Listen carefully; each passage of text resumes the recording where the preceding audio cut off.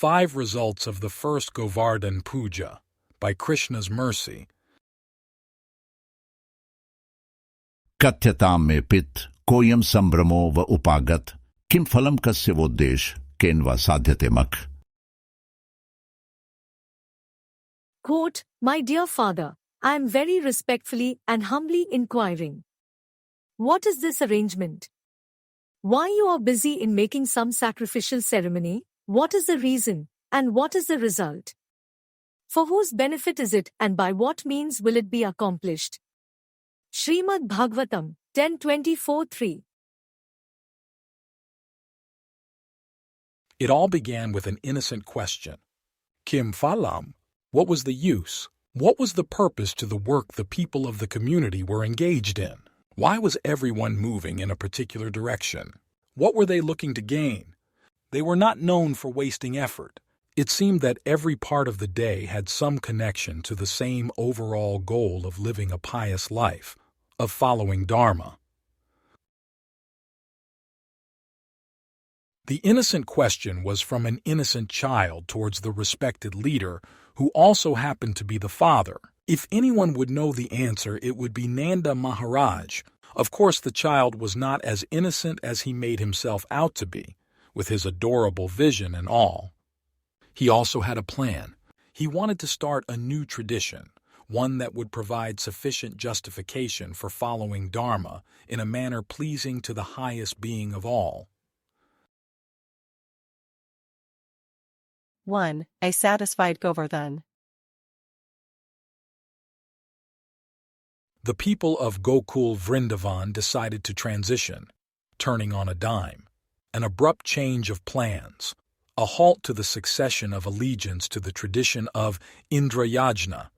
For this particular year, instead of satisfying the King of Heaven with an elaborate sacrifice, the same preparations would be directed towards the nearby Govardhana hill.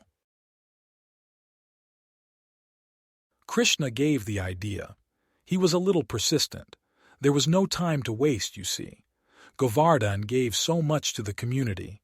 The cows loved going there. Since the hill made the cows happy, that benefit extended to everyone else. Why not show a little appreciation?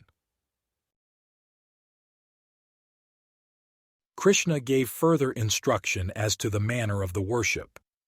There would be varieties of the best food preparations offered to the hill. The resulting prasadam would be distributed liberally, to everyone and all classes. Even the animals would honor the remnants.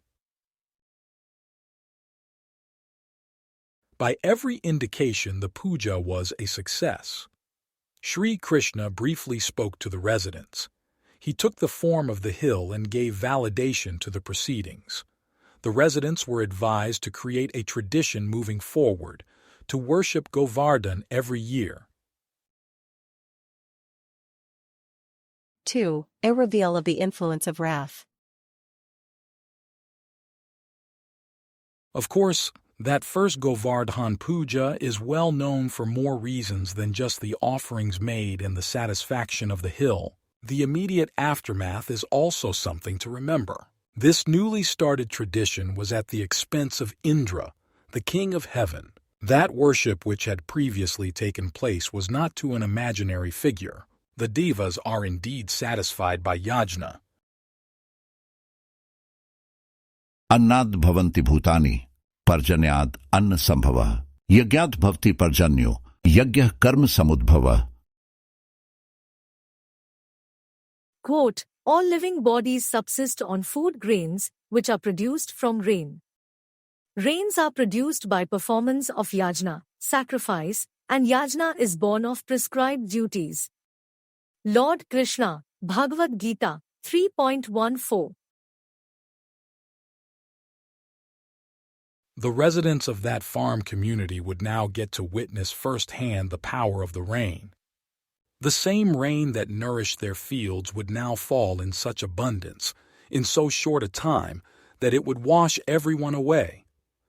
They had followed the young Krishna, but what power did that son of Nanda have in stopping a force so great that it could only be described as a calamity of heavenly origins?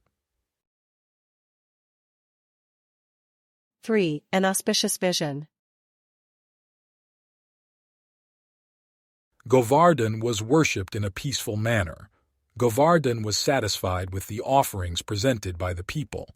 Govardhana was ready to be worshipped in the future, in an unbreaking tradition. The association with Govardhana was not finished, however. Sri Krishna averted the crisis created by Indra through utilizing Govardhana as an umbrella. The young child held the hill on top of the pinky finger of his left hand. Everyone took shelter underneath. The hill was indeed useful enough to thwart heavenly attack. 4. A beautiful set of prayers. If attempting to categorize the content of the sacred text known as Bhagavata Purana, depicted in something like a pie chart, then a large portion would be prayer. Different people, within different circumstances, with different angles of vision, with different justifications, offering prayers to the Supreme Personality of Godhead. The case of Indra was contrition. He felt sorry for what had happened. He had succumbed to the forces of envy and wrath. The same Vishnu he had always worshipped, with whom he had always been aligned, was briefly viewed as a rival. The defeat was auspicious, however. All is well that ends well. Indra's wrath is well known even to this day, but so are his prayers to Sri Krishna. There is no lasting enmity, and the entire affair is a wonderful event from history that devotees can look back upon fondly. 5. A blessing for the future. As we are still talking about it today, that first Govardhana Puja was also a kind of blessing. If there is ever any doubt as to the meaning of the verse from Bhagavad-gita calling for full surrender, if there is any desire to measure the potency of the one known as adhokshaja, if there is ever any question as to where to direct offerings, to whom to offer sacrifice, the lifter of that hill provided full clarity. Sarv dharman parityagya, mam ekam sharanam vraj. Aham tvam sarva papebhyo, mokshayishyami ma shucha.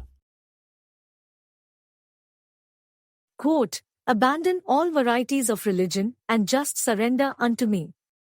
I shall deliver you from all sinful reaction. Do not fear. Lord Krishna, Bhagavad-gita, 18.66.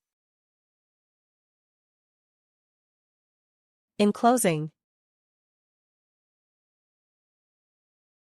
Through vision of full clarity, a future blessing in charity, that if ever suffering from doubt, feeling direction and purpose without, just that incident one time recall, where rain incessantly to fall, and Krishna that hill on hand to place, Govardhana the danger to erase.